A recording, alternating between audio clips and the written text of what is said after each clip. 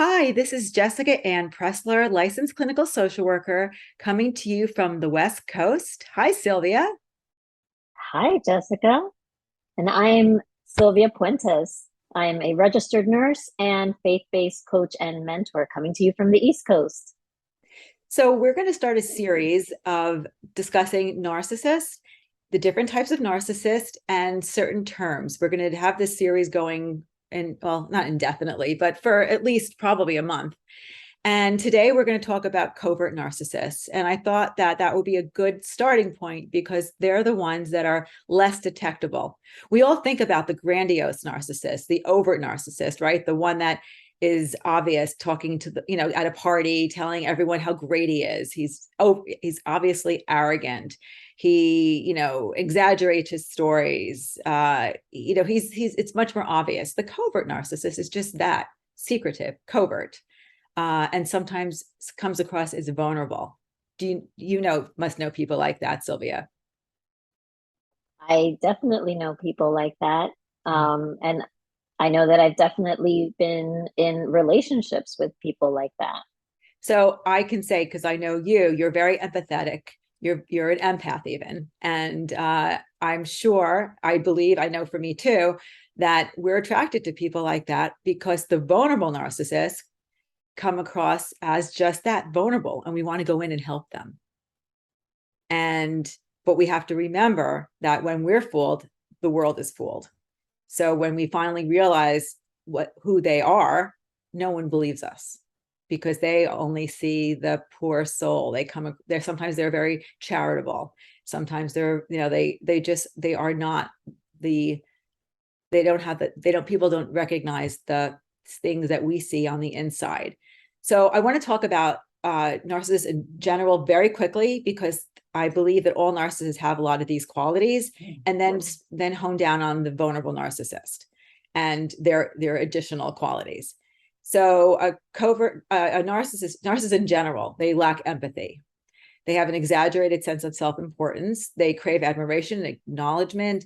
They have experiences, delusions of grandeur. They exaggerate their abilities, their accomplishments, their uniquenesses. They feel superior to others. They lack insight and self-awareness. They believe the world owes them. The difference between, and they exploit people, and did I say lack empathy? They lack empathy again. But covert narcissists, as opposed to, as I said, the difference between the overt narcissists, will come across as insecure, withdrawn. They arrogant. They still show the arrogance, but they're always the victim. They're always it's the woe is me. Why don't people recognize, how great they are or how smart they are? No one knows who I am. No one understands me. My ex did this to me. My other ex did that to me. My family did this to me. Why is everyone doing this to me? Why did things work out for everyone else and not me? And part of that is they may believe that, but mostly that is to get from you, the no, that's not true. You're so smart. You're so wonderful. And to bring you in to do that to them, you're becoming their narcissistic supply. You're telling them how great they are. You're building them up to make them feel better. Not you, but people. Right, right. So have you been in a relationship like that? Oh, absolutely. And the thing with the covert narcissist is that you may be well into the relationship before you realize what's going on. And be, I know that for me, I can speak on for myself that I questioned whether I was really seeing or whether, what I was seeing or what was being experienced was really happening, or was I just kind of too sensitive or There's a word expecting for too that, much? cognitive dissonance. But yes, it doesn't Yeah, make sense, right? What you're seeing isn't right. right. And so you start to question, or I'll bring it back to myself. I would question myself: is this really happening, or am I just too sensitive? Do I have an exaggerated thought in my head? So part of what they do, the covert narcissist, is they're less obvious in their cruelty. So it can be very confusing. I mean, I think overt narcissists are confusing too. They both gaslight you. But a covert narcissist will do it a little bit more underhandedly. So their confusion, so you can make more confusing. They could be more subtle about their cruelty. And this is a silly example because it's, but it could be, I know you're very sad about this, but maybe you're too sensitive, or that's maybe a little too obvious. Let me do a sillier example, more external example. That dress you bought is a beautiful dress, but don't you think it exaggerates that large, stomach of yours? Maybe you're beautiful, but maybe you should be wearing the blue dress that I got you last week. I don't know. I mean, it's a backhanded compliment. So while maybe one example like that is fine, but if they do it here and there, it can wear you down. So you're like, did I hear that right? Did that mean something feels wrong? I mean, they just complimented me, but something. So it's not as obvious as someone saying, you look terrible in that dress. You're so fat, you can't squeeze yourself. It's more subtle. So you do start questioning what you're hearing. Right. I think that maybe a layman's term would be like you feel like you're in a push and pull kind of situation. And yeah, you question yourself because you're like, wait, I guess everything's okay. But, because of these kind of backhanded comments that they make, the subtlety, but yet the sting is there. So one of the things that happens in many relationships, especially, let's just talk romantic for a moment, romantic relationships with a narcissist, but it happens in all relationships, can happen, is trauma bonding.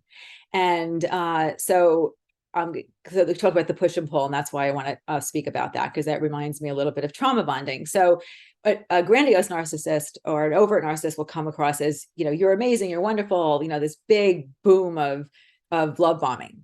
And then they'll pull back a little bit and they'll condition you. And then when you do something they like, they'll tell you you're great, but then they'll pull back again and maybe get a little cruel and more obvious cruel.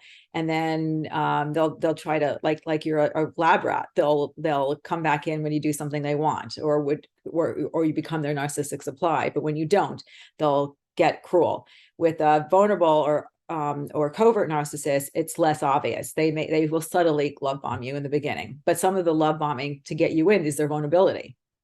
Right. And that will draw you in. And but they'll be nice to you in the beginning, and then they'll pull back again, and they'll do subtle things like what I said.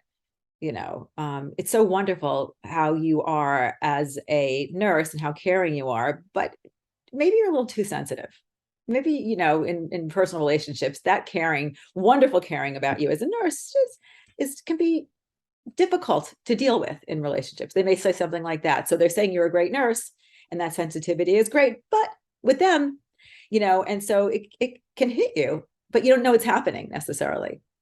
And then they'll give you a little positive stuff, and then back and forth. And then the next thing you know, you're trauma bonded to them, which makes it really hard to leave. Yes, exactly. So what would you say some other characteristics specifically for the covert narcissist would be? So, oh my goodness. So they blame other people. It's always someone else's fault.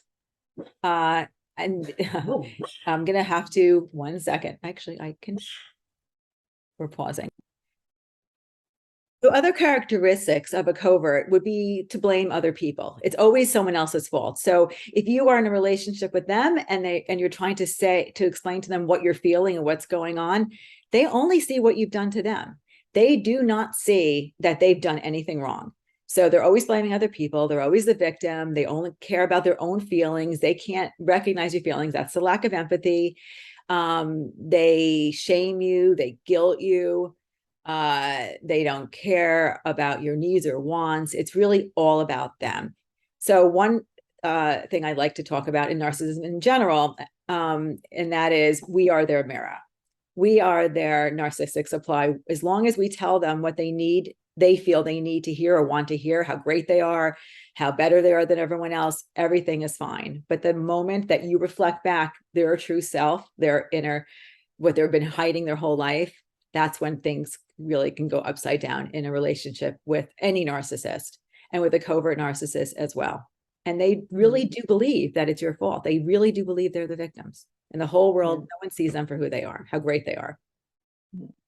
So we're coming to the end, but I think that this information is so important because it helps the other person understand that this is not all in your head, and helps you create boundaries in order to know how to navigate these relationships with narcissists. Right? It's not your fault. It's absolutely not your fault. They will manipulate you into thinking it's your fault. It is not your fault. So we're going to continue this series. Next week, we'll talk about the overt narcissist. We'll talk about some of the terms that's used all the time in the literature. And wonderful talking to you, Sylvia. Wonderful talking to you. Jessica Bye. from the West Coast, Sylvia from the East Coast. Love you, Sylvia. Bye.